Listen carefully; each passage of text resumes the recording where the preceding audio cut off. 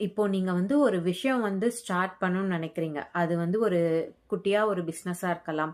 இல்ல வந்து ஏதாவது ஒரு எக்ஸாம் ப்ரிப்பேர் பண்ண ஸ்டார்ட் பண்ண போறீங்க அப்படின்னாலும் சரி, இல்ல வேற ஏதோ ஒரு ஒர்க் வந்து நீங்க வந்து பண்ணணும்னு நினைக்கிறீங்க. சரியா? ஆண்களா இருந்தாலும் சரி, பெண்களா இருந்தாலும் சரி.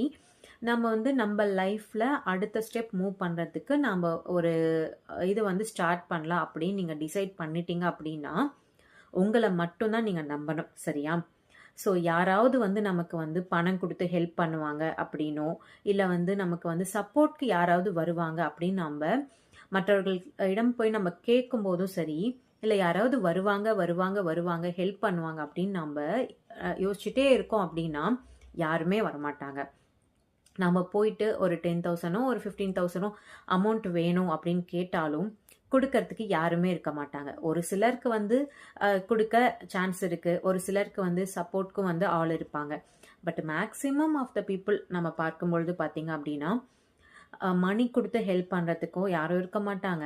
சப்போர்ட் பண்றதுக்குமே வந்து யாருமே இருக்க மாட்டாங்க. தனியாவே இருந்து எப்படி நம்ம இந்த ஒர்க்க வந்து ஸ்டார்ட் பண்ண போறோம் அப்படின்ற மனக்குழப்பத்துல இருப்பீங்க. ஸோ உங்களுடைய மைண்ட் செட்ட பொறுத்தவரைக்கும், அதாவது நீங்க வந்து யோசிச்சு பாருங்க. அந்த ஒர்க்க அவ்ளோ அமௌண்ட் ரெடி பண்ணி உங்களால வந்து கொண்டு போக முடியும். என்னால முடியும் அப்படின்னு நீங்க நெனச்சா, தைரியமா அந்த ஒர்க்க வந்து ஸ்டார்ட் பண்ணுங்க. உங்களோட உழைப்ப நம்பி, உங்ககிட்ட இருக்க அமௌண்ட்ட நம்பி, சரியா? உங்களோட உழைப்பு, உங்களிடம் உள்ள அமௌண்ட். ஸோ இது 2 மட்டும் வைத்து பார்த்தீங்கன்னா, உங்களோட ஒர்க்க வந்து ஸ்டார்ட் பண்ணுங்க.